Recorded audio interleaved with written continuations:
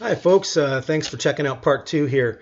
I'm going to pick up on where I left off. I had explained very significantly in the last video, uh, an overview of kind of the perspective that I am taking on trauma and the connection to a sense of entitlement and indulgence, and how that applies or how that shows up in issues of employability, or for people who are looking for work, who are experiencing some challenges. And I'm going to suggest that oftentimes that behind these challenges there is a trauma history. There's some hurt there that has to be illuminated and kind of worked through, if you will. And So in the last video, I had gone through one scenario, and I wanted to do three, but the one I did there was on the young woman who was in a employability, like a job search program of, I think, probably 10 weeks long or what have you. One of my first jobs that I had with the Vancouver School Board, and this was working with at-risk youth, and was a young woman who had been displeased with the level of service that I provided to her, because I was a job developer as well as a workshop facilitator, and towards the end of the program it was time for the youth to get connected with an employer for a practicum experience. And I can't remember the details, but this young lady was upset because she didn't feel she got the kind of effort from me that others had got, which resulted in her having to arrange her own practicum. And I remember, after hearing her out, and then, I'm thinking, geez, did I really screw this up? And then, but I'm thinking, what's interesting is that if she was able to arrange her practicum this time, if she were able to do that of her own efforts now, why didn't she do it before? And so that's what I said to her. I remember saying to her, just kind of dawned on me, that if you were able to do this for yourself now, how come you didn't do it for yourself before? And so, again, in the last video, I'll leave that there because I just explained that more thoroughly, but it kind of blows the lid off. This is where, you got a dark room and all of a sudden the sun starts to shone in, and, it lights it up and you go, oh my gosh, that's so true. Why? What was the deal? If she could do it now, why wasn't she able to do it before? And she did it begrudgingly, right? She was pissed because she had to do it. And that, to me, that speaks so well to the entitlement dynamic, because when people are traumatized and they feel robbed of something, and then they feel entitled to, to things in the future. And if, let's just say, generally speaking, this was a young woman who spent time in foster care. So of course she would have a deep, wound, feel very hurt that people weren't there to take care of her and do all the things that, have an adult do all the things that they would do for a child, take care of all those needs. And so it makes perfect sense that she would grow up into her teens and 20s and have this feeling like she's owed, that the adults in her life should take care of her. And in this situation, I didn't take care of her to the degree that she felt she was entitled. Interestingly enough, though, she was able to take care of herself. Why is that? She obviously had the skill and capacity. Why didn't she want to exercise it? Well, because underneath that, she felt deeply entitled to be taken care of. So yeah, there's a lot to learn from that scenario, but it's unfortunately, it's the entitlement piece to the trauma does not get talked about at all. That's why I developed this approach, the empowerment philosophy and the integrity model, and within that, the indulgence, or the entitlement and indulgence dynamic, because it's the elephant in the living room. It's the blue smoke and mirrors. It's the red herring, whatever you want to call it. People don't want to look at it, but it has to be looked at, because to not look at it is so costly, not only to you and me as taxpayers, or if you're an employment counselor, the amount of time and effort you put into it, but it's also excruciating for the client, because they don't know why they're not moving forward in the way that they could be. This is all subconscious. They don't know why. But it's up to us as professionals and leaders to be able to be courageous enough to turn on that light so we can all step into the next level of being effective. So a couple more scenarios I wanted to offer you. I remember working with a young lady one time, and she was a mom. She'd just become a mom. She married and become a mom. And, her child was now in daycare, and she wanted to find employment, but she couldn't seem to find employment. And, as I began to suspect something else going on, because bright, intelligent, what have you, should be getting a job, no problem. But no, like for her, wasn't happening. And she was all frustrated and things about it. And anyway, I started to ask a few more questions about her history. And one of the things that she told me that she used to be she used to be in beauty pageants. And, how that used to be a really important part of her life. But since getting married and becoming a mom, and becoming a mom, has had those mom effects on her body, etc. She's still a young woman. But she felt, at the end of the day, she felt very, I guess you could say, ultimately angry about her predicament, if you will, in life. That she had this fun and exciting history of being a beauty pageant contestant where, she was constantly being seen as special, and, she felt good about herself, and then now she's married with child and has different responsibilities, and she wants to get a job, but she can't seem to find that result. And so, one of the things we discovered was that she had a lot of resentment going on. She didn't really, she found, motherhood and the changes that came with it, and she found marital life not as exciting. And as we spoke a little bit further, she kind of blamed her husband for that. She married this guy and he got her pregnant, and so she was mad at him, and there were some marital challenges going on, some marital tensions. And then as I began to ask even more questions and take a more significant history, I found out that she had an absent father.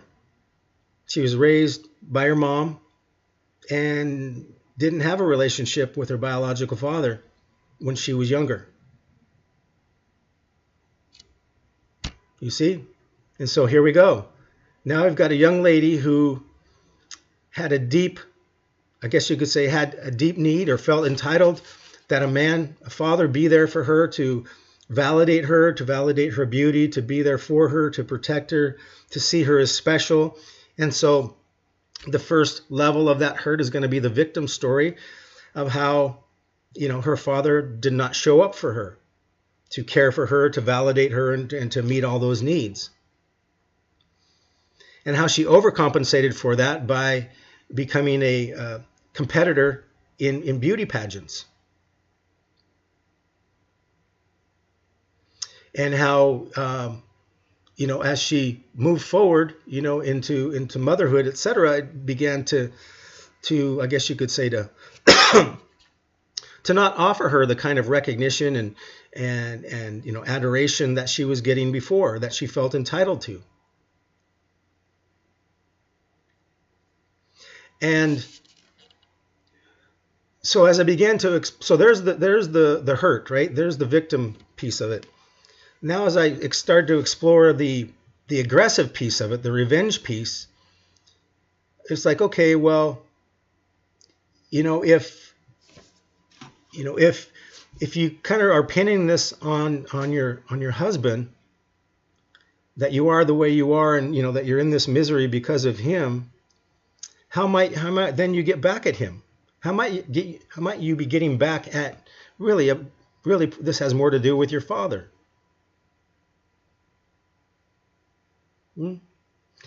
And so here she is really withholding her skills and capacities. Why? Because she still feels entitled to be taken care of, to be recognized, to be adored, to be held in high esteem, by her father. This was her deep, I guess you could say, deep resentment and deep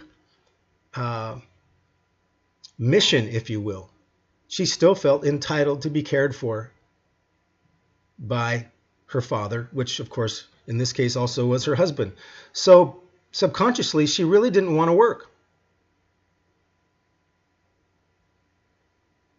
She really didn't want a job. Her heart wasn't in it. See, that's how that would work out. That's how that worked out. Now, her having that insight could help her change her whole narrative, her whole story. I was able to work with her further to connect with what I call the sacred vow, or her kind of purpose in life, to help her reconnect with her core virtues and her core identity, her authentic self, which then, when she was able to do that, she could begin to see that moving forward in her life would be an act of integrity, and of course a great gift of respect and love for herself. She could also see that she was taking out a lot of this on her husband, and she could demonstrate personal accountability and responsibility, which helped stabilize the marriage and bring back passion. There was passion. Passion was there. It was just showing up as the resentment rather than the passion that could have been there. So, and there was even more we did to help her forgive her father. But that's what that looked like in an employment setting. Another scenario I remember from my history, and these were all 20 years ago, and very, very similar patterns, is a mother, must have been in her 50s or so. And she'd been looking for work for a long time too. And she had immigrated to Canada, probably been in the country for 20 years, but she couldn't find employment. And I said to her, "How's it going at home?" And she said, "Oh, not that good." I said, "Well, why? What's going on?" And she said, "My son, I've got a son, and, we recently had a big argument with him, and he moved out of the house, and I feel so bad about it because in our culture, if that happens, if your kids move out and, there's tension and conflict, then that really means that you've done something bad as a family, as parents." I said, "Oh, well, first of all," I said, how much, do you beat yourself up for that? You hard on yourself?" She said, "Yeah." I said, how much time of the day, in any day, how much time do you spend beating yourself up? She said, "Pretty much all the time." I said, "Well, then you've already got a job." This is one of the things that I stress off to employment counselors and other counselors about the nature of trauma. Trauma is preoccupying. Trauma is, by nature, preoccupying. It causes self-occupation. It causes, self-absorption. People think of themselves a lot. So this was a woman who spent a lot of time in her day beating herself up. See, she's preoccupied. Here she is in the employment center looking for an occupation. I mean, to be employed, you have to be available, right? She wasn't available. Something had already preoccupied her. So that's one way of looking at it. She wasn't really available. She already had a job. Boy, getting a job requires that you be able to think about something other than yourself. So a job would have really been a problem for her. It would have been inconvenient. But that's still very much connected to the victim story of it all. I said, "Okay, so now your son has moved out. Now, I imagine you've done a great job as a mom and as parents of taking care of him. You've probably given him everything he ever wanted. Is that true? She said, yeah, we have worked so hard for all of our children. All we wanted was just for them to have a good life. And, and we just worked so hard. We just gave everything. I just lived for my kids. That's a famous line that I hear a lot of moms use. I live for my kids. I said, well, then you must be not only devastated, you must feel really hurt, really rejected. You must feel, maybe even some resentment. I mean, after all you've done to have this happen in this way, she admitted, sheepishly admitted, and that's oftentimes what you're going to see is there's this almost like people are so invested in being a goody two-shoes is what I call it, or just looking good on the outside, but they don't want to touch that shadow side. So on a good day, most people approach it sheepishly. I say, jump into it, because there's a lot of freedom in it. But anyway, sheepishly, understandably, she approached it and said, yeah, I'm kind of mad too. Because I've worked so hard to have this happen. I said, well, if you've worked this hard for it, what might you feel entitled to now? What were you looking forward to? I was really looking forward to retirement. I was looking forward to vacation. Is that because of your age, or is that because you worked so hard to take care of your children? Well, of course it was because she had worked so hard and felt so deeply disappointed. She was so angry that she was robbed, of some of her free time, some of her playtime in order to take care of the kids. Now it was her turn. You often hear people say that when their kids leave the nest or when their kids move out or whatever. It's my time now. When parents say that to me, I say, why is it your time? Did you not enjoy your job? Because usually when we do a job willingly and we do it, and it's a job that we enjoy, that provides the satisfaction in and of itself. There's no me time. There's no need for, this is my time now. The story that she's presenting to me is that she made these sacrifices against her will. And that's another piece that fuels the sense of entitlement. Anytime we do something against our will, we want compensation. That's the feeling of being robbed. When we feel something is taken from us, when we felt highly entitled to it, and we did not give our permission, it was against our will, then we want it back, and we want it back with interest. So to this woman's credit, like I said, she was able to tap into that shadow side and to start connecting with some of the anger so she could see that she was preoccupied, that in order to find work, in order to get an occupation, she had to give up, what was occupying her now. And she had to give up this sense of entitlement and begin to see that the sacrifices that she made were willing sacrifices out of love.